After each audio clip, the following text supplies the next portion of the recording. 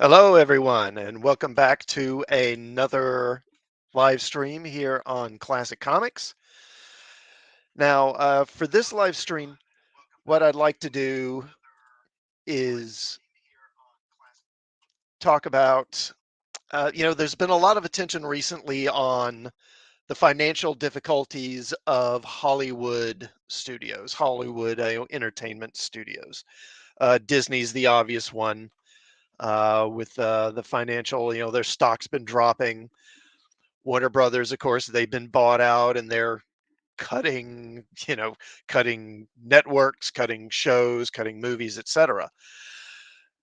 But fairly little has been paid to the financial difficulties that Hasbro has been having. Hasbro, of course, owns Wizards of the Coast, which produces Dungeons and Dragons and other role playing games, and also Magic the Gathering. And they've actually had a pretty rough time here financially themselves. And I wanted to start by talking about that.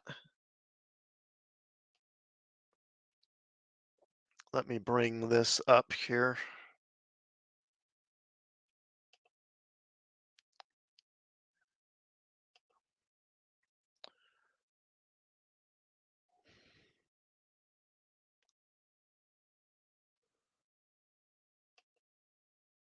Okay, be sure I've got the right article here.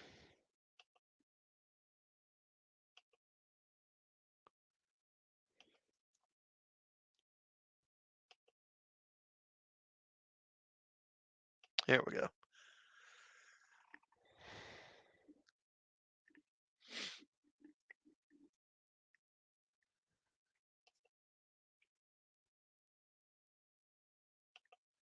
Okay, here we go. So,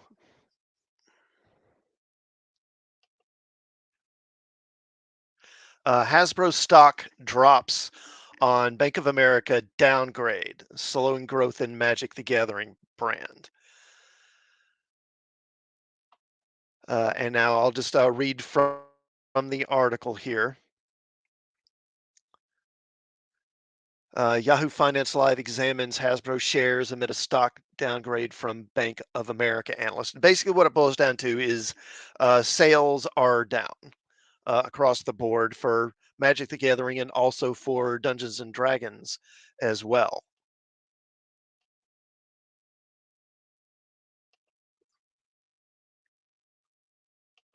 Let me bring that up now.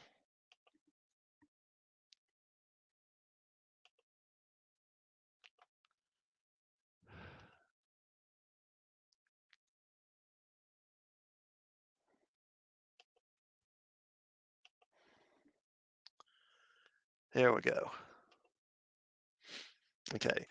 So Bank of America double downgrades Hasbro stock and recommends selling it. And they say that the company is killing its golden goose.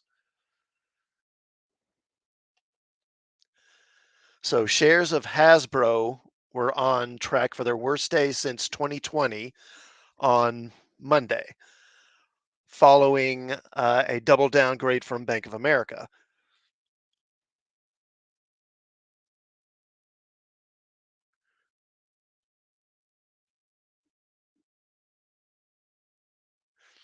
And so what this boils down to is there's been an overproduction of material. And I've got another article on that one.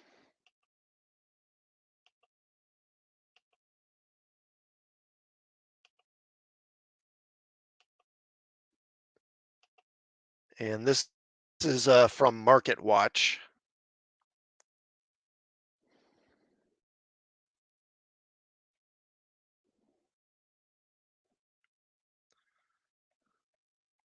Here we go. So from Market Watch, Hasbro is making too many Magic the Gathering cards, analyst says in downgrading stock. Magic destroys its long-term value. Bank of America analysts say stock is worst performer in S&P 500 today.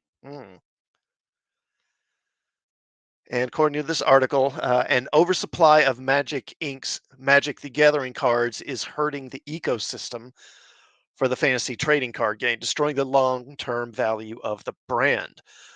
Threatening sales, Bank of America analysts said in downgrading the stock on Monday. Shares of the toy makers slid 9.2% during regular trading, putting the stock on pace for its biggest percentage decline since October 26, 2020. Analysts of Bank of America downgraded Hasbro to the equivalent of a sell from buy. They said card prices for Magic were falling after the company flooded the market with new releases. Big retailers were pulling back on orders, game stores were losing money on the game, and collectors were trying to offload their cards, the analyst said. We've spoken with several players, collectors, distributors, and local game stores and have become aware of growing frustration, Bank of America analysts said in the note. The primary concern is that Hasbro has been overproducing Magic cards, which has propped up Hasbro's recent results but is destroying the long term value of the brand. So, Magic the Gathering makes up around 15% of Hasbro's sales, just Magic the Gathering. Sales of the game doubled over the pandemic, driving up card prices on the secondary market. But after Hasbro tried to meet that enthusiasm with more set releases, players have struggled to keep up. Bank of America said, leading them to revert to a format that allows them to use their older cards. The increased supply has crashed the secondary market prices, which caused distributors, collectors, and local game stores to lose money. As a result, they'll order less product in future releases.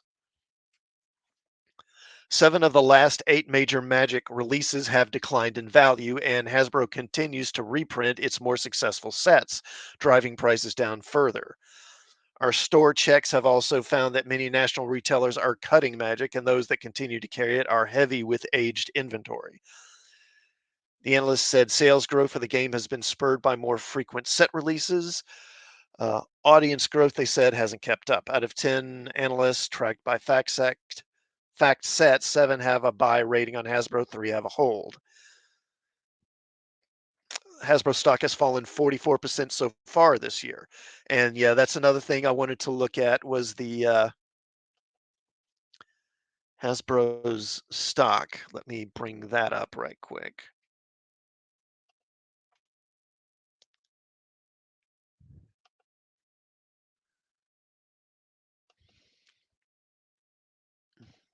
Come on.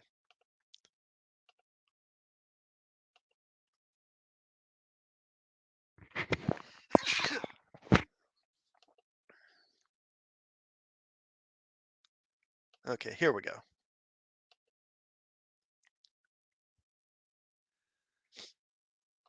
So here we have Hasbro's stock, and this is for today. So if you look at the year from the beginning of this year, started the year at 102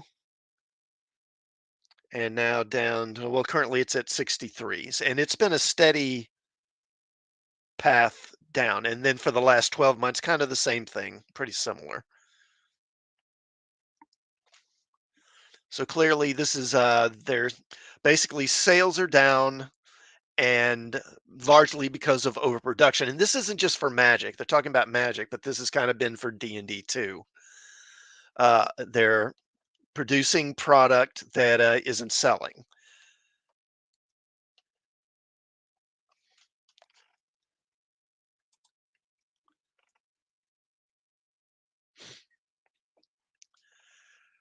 And they had very disappointing sales in their third quarter. In fact, sales are so bad that the lead designer for Dungeons and Dragons, Ray Winninger, uh, left the company. It's, I think, apparently generally viewed that he left before he was fired, and he was replaced by a guy named Dan Rawson. Now, I'm going to read you. These are some numbers from Hasbro's third quarter sales report. So, in the third quarter, their profits were down minus 47%. Wizards of the Coast sales and profits, that's for Hasbro overall, I believe, is down 47%. Then for Wizards of the Coast, sales were down 16%, and Wizards of the Coast profit was down 36%. And their share price dropped 45% again just in the third quarter. And this is really hurts Hasbro because Wizards of the Coast accounts for nearly 70% of Hasbro's value in their sales. Really, it's D&D and Magic that really are where Hasbro makes most of its money. They really don't make that much money anymore off of the traditional toys and board games and stuff like that because those just don't sell as well as they used to. Now, I think this can be attributed to a couple of different things. Now, D&D and Magic the Gathering both saw pretty significant sales boosts during the pandemic. And now that things are returning to normal, the sales that went up during the pandemic are starting to taper off, but they've continued to try and pump out all this product. And now they're getting to the point where people just aren't buying it anymore. And this is a good example here. Let me share another screen here. So recently, Magic the Gathering, I guess, had its 30th anniversary. And as part of this 30th anniversary, Wizards of the Coast put out this fancy 30th anniversary collectible set. And this collectible card set for the 30th anniversary costs $1,000. $1,000. It's $999, but I mean, still, it's $1,000 for a pack of Magic the Gathering cards, and that has upset some people, understandably, I think, because it's just so obvious that they're trying to basically just drain your wallet, just soak you for as much as they can get from you. And this is part of this kind of goes back to, for me at least, to fourth edition, particularly with Hasbro, because D&D, D&D was relaunched with third edition in the early 2000s, right around the time that the Lord of the Rings movies were coming out, and third edition was a big hit. And around 2006, 2007, Hasbro bought Wizards of the Coast. And as soon as they did that, they almost immediately turned around and put out a fourth edition of Dungeons and Dragons. And fourth edition, I didn't like it at all. And I think quite a few people didn't, because when they put out fourth edition, they really kind of changed the game. They put more of a focus on the combat and less on the role playing. They made it into more of a combat game. And not only they do that, but they had this set of rules that basically required you to use miniatures. Their miniatures. Now, miniature figures have long been a part of the game, but they were always an optional thing. You didn't need them. You didn't have to have them. But for fourth edition, they made that a requirement. You had to have minis, and not only that, but you had to buy their minis from them. And on top of that, they had all these like tokens and stuff that went along with it. And this turned off a lot of people, both just the style of the game and then all these extras that they threw in. Because again, just like with this Magic the Gathering set, it just seemed like it was so obvious they were just trying to soak people and just drain their wallets as much as they could. Now, for their part, Hasbro, according to their earnings report, they attribute poor sales to production delays, increasing costs, and increasing royalty expenses and inflation. And yeah, I'm sure that plays a role. But again, I think a lot of it is just them producing so much material that people don't really want, and honestly, and with the current state of the economy, can't really afford.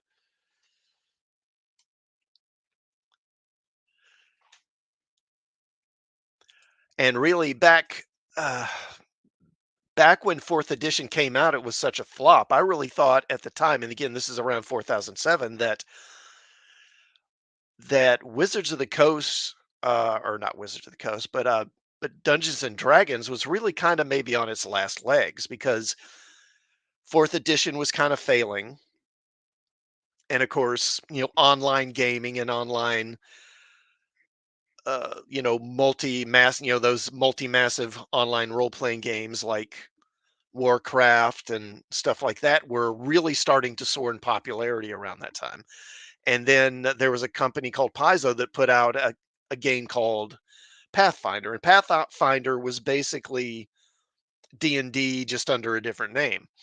And they sort of kept producing third edition. Basically, they basically kept producing Pathfinder along the lines of D&D third edition and keeping to those rules instead of going along with all the changes that Hasbro had made with fourth edition. And so in the late 2000s, Pathfinder was really soaring in popularity and selling well, while D&D was really fading. And I was beginning to think between the popularity of Pathfinder and all these online games that D&D was maybe kind of had its day.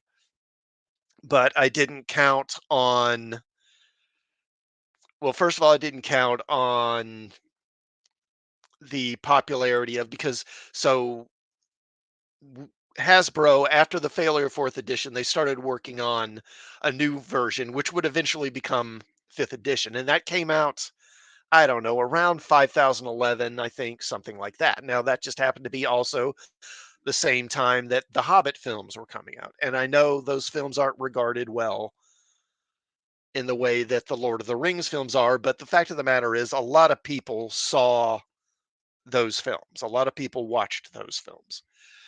And then on top of that, there was the popularity of Game of Thrones, which was really starting to take off right around that time. And then there was Big Bang Theory, where they would mention D&D a lot. And then probably one of the biggest things, really, I think, was Stranger Things. When Stranger Things came out, it really, I think, boosted D&D's profile a lot and helped make it really popular. And all those sort of references to it out in the popular culture helped really fuel its popularity. And then on top of all that, kind of at the tail end of all that came the pandemic. And then during the pandemic, sales for D&D and Magic the Gathering really shot up because people were stuck at home. And I would have thought that that would be bad for D&D, but I didn't. I underestimated how much people, I think particularly younger people, how much they actually D&D online over Zoom and on in online platforms and that sort of thing, which, I've never really done, but I guess that's a big thing. And as a result of that, D&D really soared to popularity. And during the pandemic, it had like its best sales ever. But now that we've come out of that, sales are starting to drop again. And again, it's just, I think part of it is they've put out too much stuff too quickly. And I think a lot of it is stuff that's rushed. It's stuff that they maybe isn't of the best quality. For instance, let me change screens here again.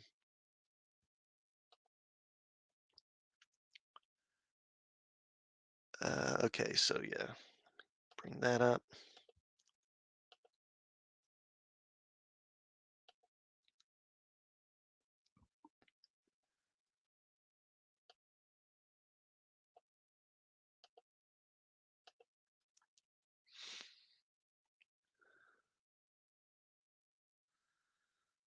Okay, so one of the things they put out earlier this year is this product called Spelljammer. And Spelljammer is, as it says, as you can see here, adventures in space. Basically, the characters sort of travel through space and they're not in spaceships, but they're not spaceships like, the Enterprise or something like that. They're basically more like traditional sort of wood and sail ships, but they just move through space, right? And this is kind of a remake of a campaign setting that they put out back in the mid 80s. But this, when it was released earlier this year, it didn't really go over well. And part of that is because they put out this setting for space adventures, but then they didn't have any rules for spaceship combat in this setting. So it's kind of like, well, what is it for then? And I think that's a good example of how they've really rushed product out to the market and really haven't done the best job of making these products a quality and stuff that people actually want.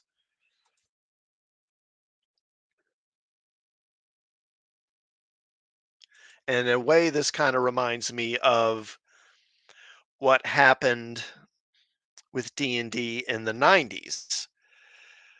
Back in the 1990s, they were putting out a lot of product, again, in a time of, during an economic downturn. And not only putting out a lot of product, but putting out a lot of product that people didn't want or weren't interested in. And that's what eventually led to TSR's bankruptcy and them eventually being bought out by Wizards of the Coast.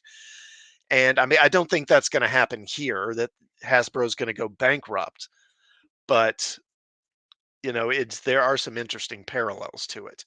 And I think that a lot of this just boils down to, again, them trying to soak their customers and trying to just get as much money from them as they can.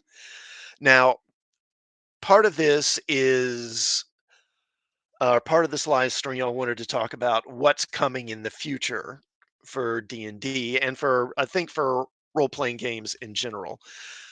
But for D&D now, Hasbro and Wizards of the Coast earlier this year, they announced what they're calling ONE D&D. And basically what that means is they're getting rid of editions. You had original edition D&D, then like second edition, and et cetera, et cetera. And basically what they've said is they're not going to do editions anymore, which I think basically means they're not really going to make any big changes to Dungeons and Dragons going forward.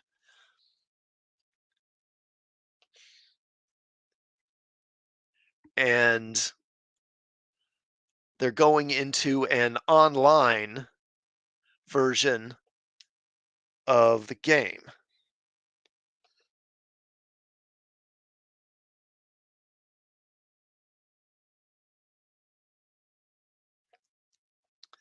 And what this is going to involve is basically it's going to be a virtual tabletop.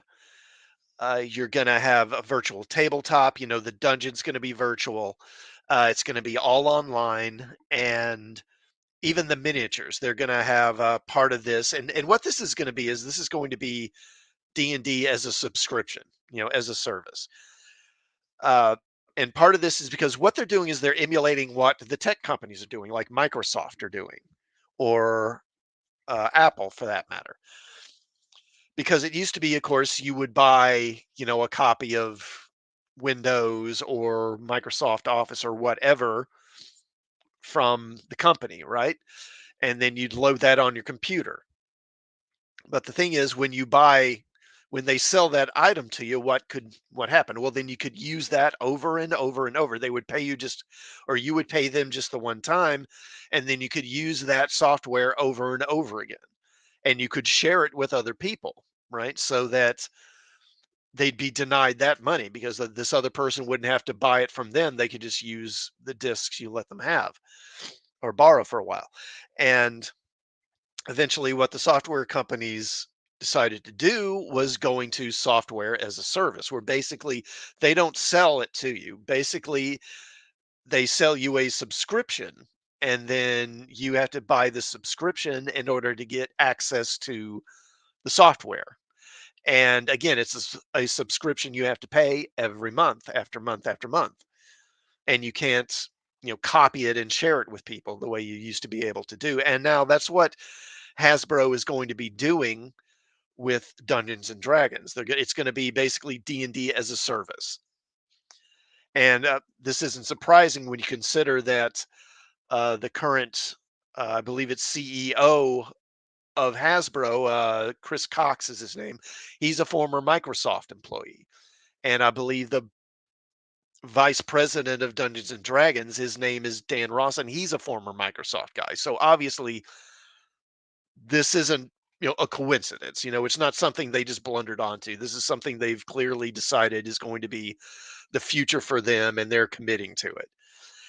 And I don't know. My guess is that certainly with younger people, it'll catch on because I think, again, I underestimated how much younger people maybe play D&D online, in Zoom and that sort of thing already.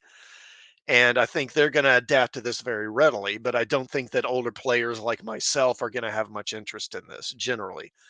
And again, it's the whole thing of the software as a service. Again, it just, to me, just kind of smacks of just digging in your wallet, because not only are you going to have the subscription, but then there'll be all these different features you have to pay extra for.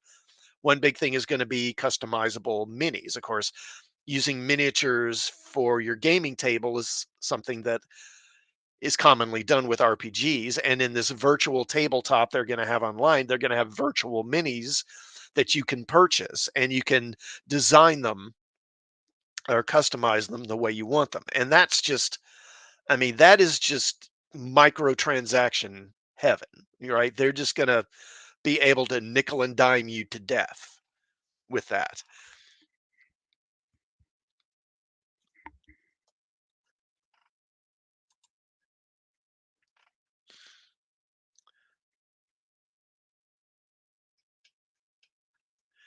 And another thing that's going to be that is interesting, and if I can find it.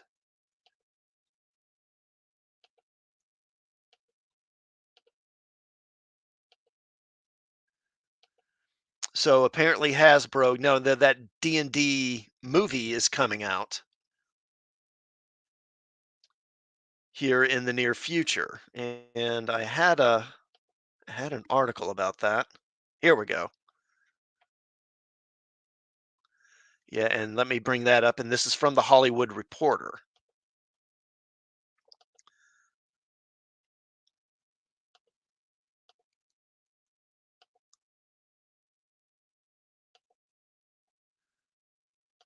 Here we go.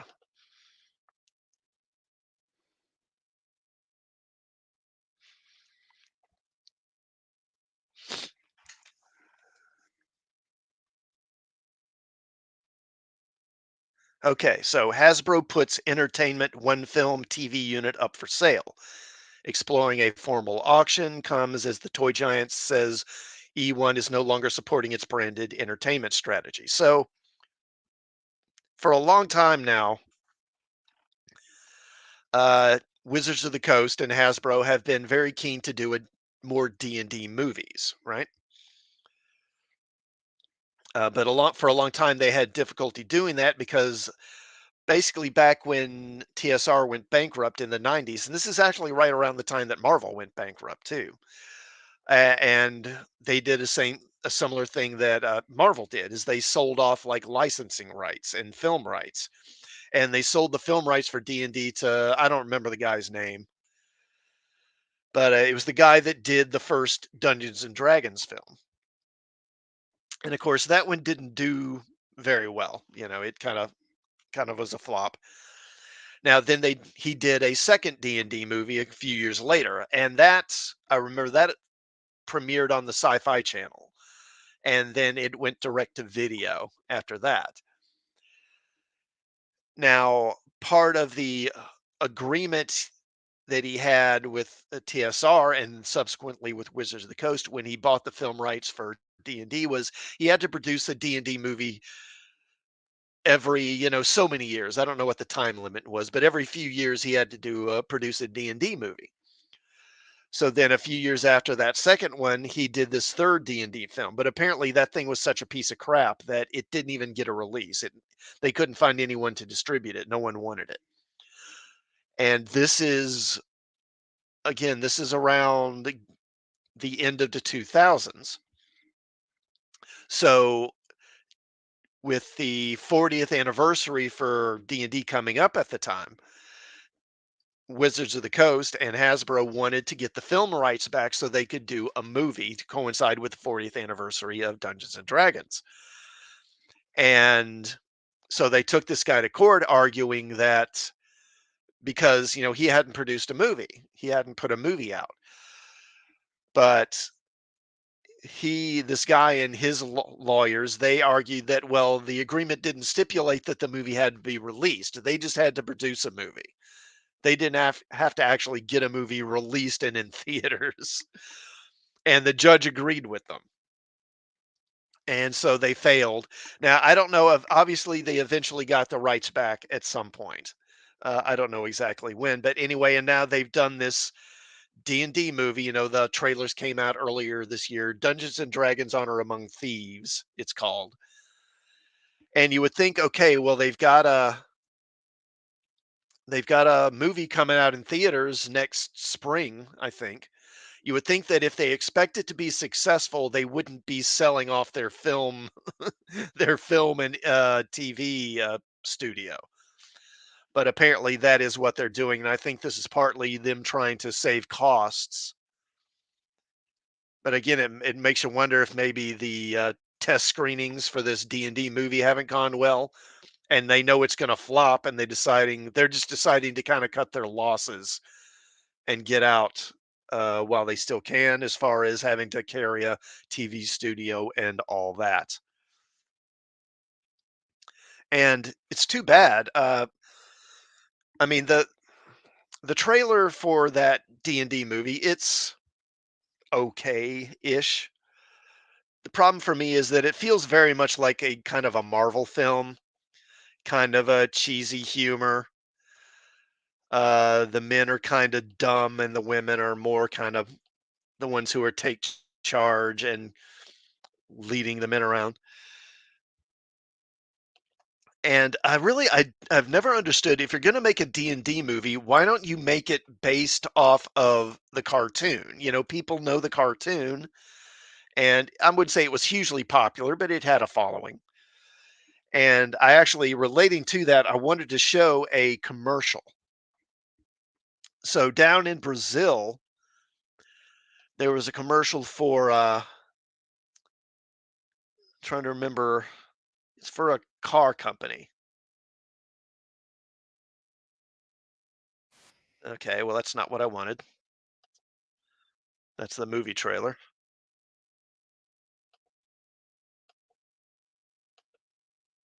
Here it is. Okay.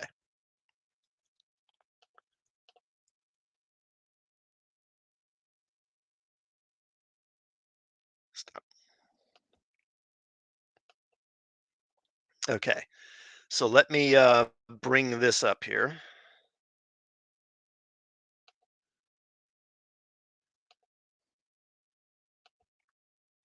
So this is a car commercial that was aired down in Brazil.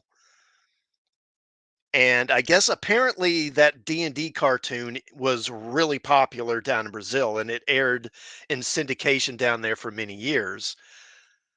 And they did a car commercial with the characters from the cartoon. And I mean, I've never seen a better example of taking characters in a cartoon and turning them into live action. I mean, these actors in this commercial look like the characters from the cartoon, like it's like they just came to life. And I'm going to go ahead and run this right quick.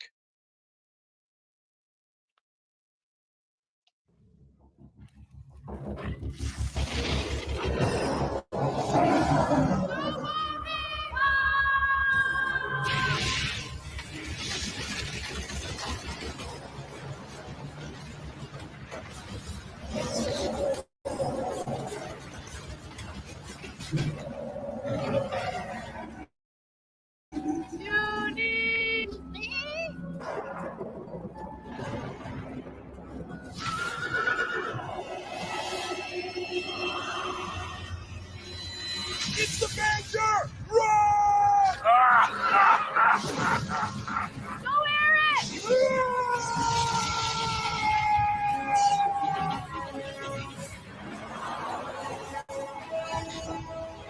Time to go back home, kids.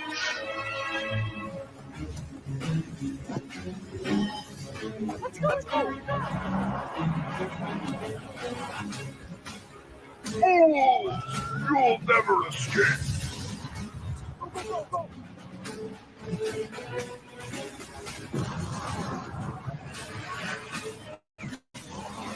Presto, do something!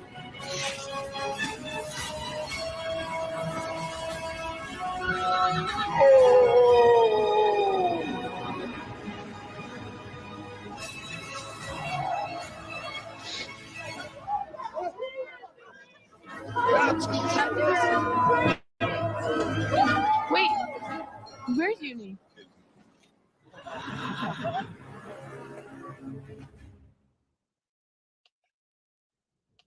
Okay, so yeah, I mean, it's I just think it's a really cool commercial. And again, these actors look so much like the characters in the cartoon. I mean, it's just crazy. And I don't know why they don't just do this as a movie. Why not do this? I think people would really like this. But I don't know. Again, that would be giving the public what they want, and that doesn't seem to be what Hollywood's in the business of doing these days. So go figure. Anyway, I'm going to make this a short stream. So I'm going to go ahead and go check out Super Team Family right quick, just for a few minutes, and then I'll go ahead and call it a day here. Let me bring that up.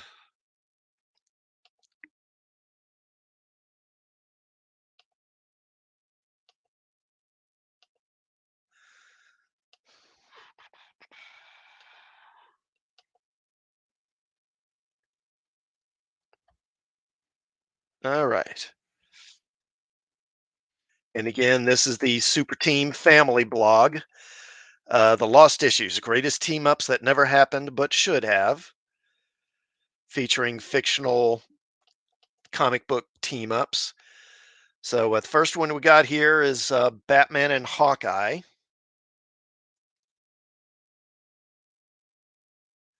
And I don't know what these covers are from. I mean, the Hawkeye, I'm guessing that most of this cover is from an issue of West Coast Avengers. It's got to be because of you've got Hawkeye and Mockingbird and Tiger. So this is probably a West Coast Avengers cover that the guy put Batman into here.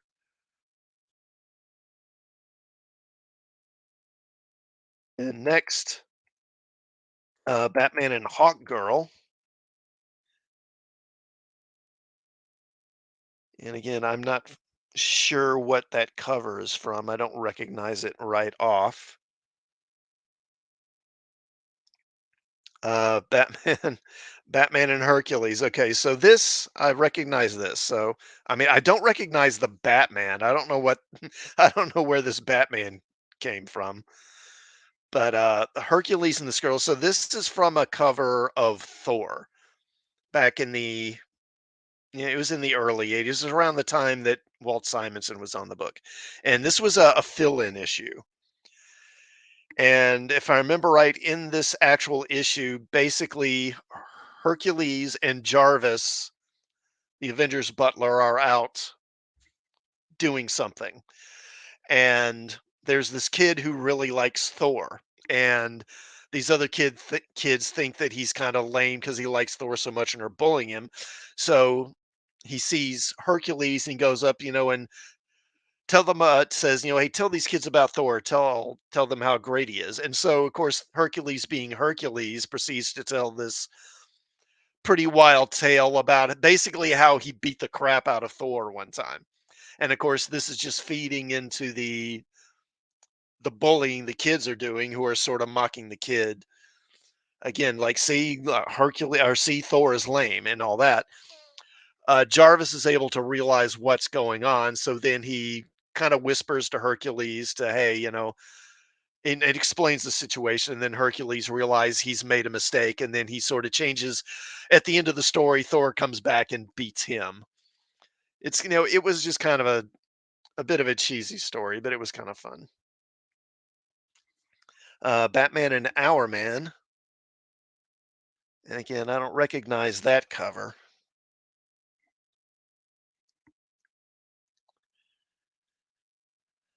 Then we got Batman and Howard the Duck.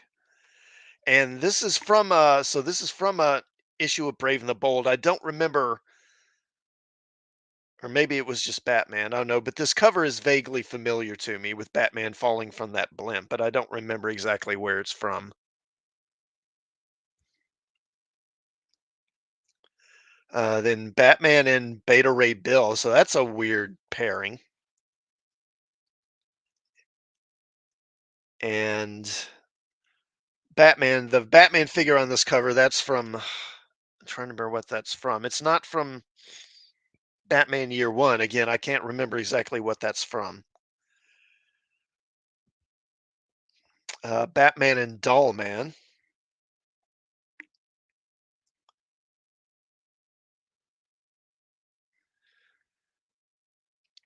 And Batman and Dick Tracy. Not like kind of like this one. With Dick Tracy looking at his wrist communicator and saying, "I've got this one, Batman. Disfigured freaks are my specialty." And you can see the Penguin out there in the background. He is kind of like a Dick Tracy villain in a way. Yeah, I can see that working.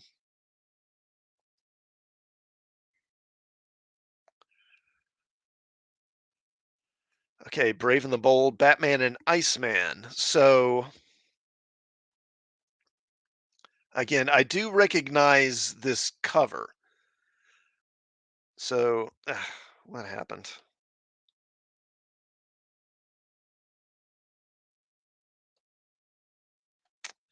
Okay, well, I've lost my place here. Hold on.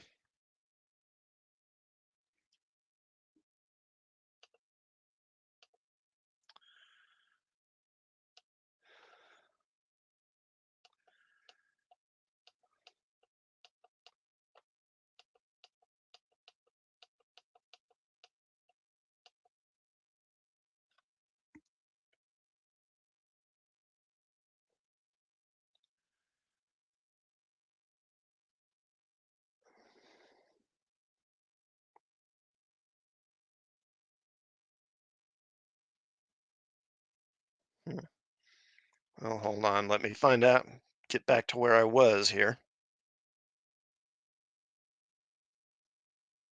Okay, there it is. Okay.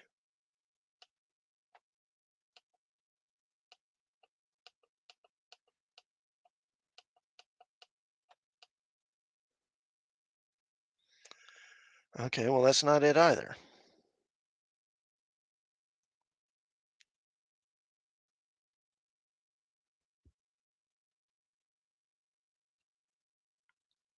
Okay, let me try. I guess I'm in 2011. I need to be in 2010. I think that's it.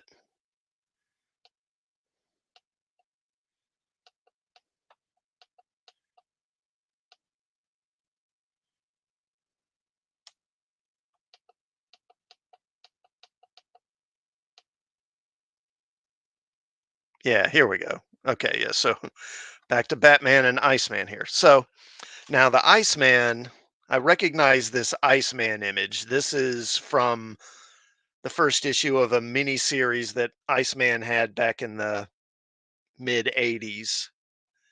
I don't recognize the Batman figure or where that's from, though. Batman and Iron Man. And this figure, God, I forget the issue, but this figure of Iron Man is from an issue. It was during like the David Michelinie, Bob Layton run. And this figure was on the cover, and I don't remember the issue number, but this image of Iron Man wound up being used heavily in like promotional ads and posters and on t-shirts and stuff. This is like one of Iron Man's iconic poses right here.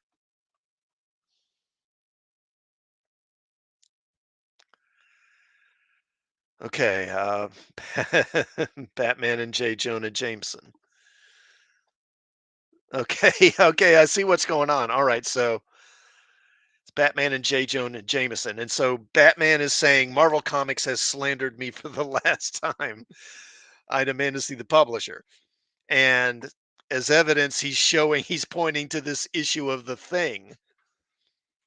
And in this issue of the Thing, you can see the thing is chained up and there's this shadow following over him, and he's saying, "Oh no, not you." And it looks like it's Batman because it's got a similar shadow, the way Batman has that kind of pointy-eared shadow. But in this actual issue, it's not Batman, obviously. It's this villain called the Sphinx who is casting that shadow, not Batman. That's pretty funny how they're using it that way.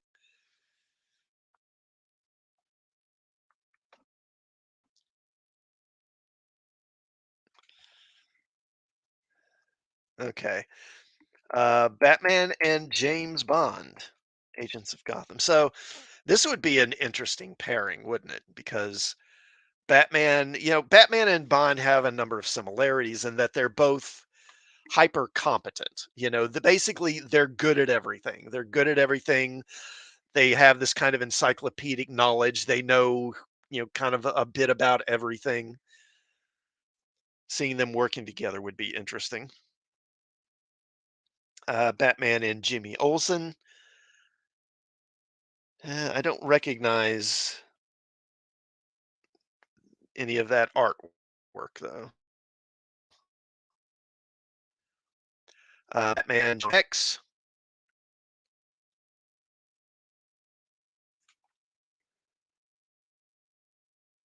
and this image of Batman coming through the door and saying, "You murdered the Penguin. I'll see you hang for it." I know that from somewhere, but I can't remember where the original art is from. Batman and Johnny Quest.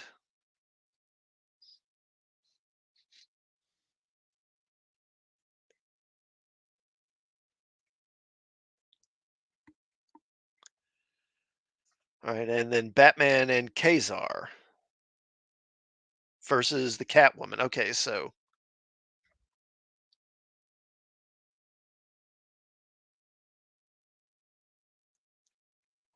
and again, I don't know where this original art comes from. I don't recognize it right off.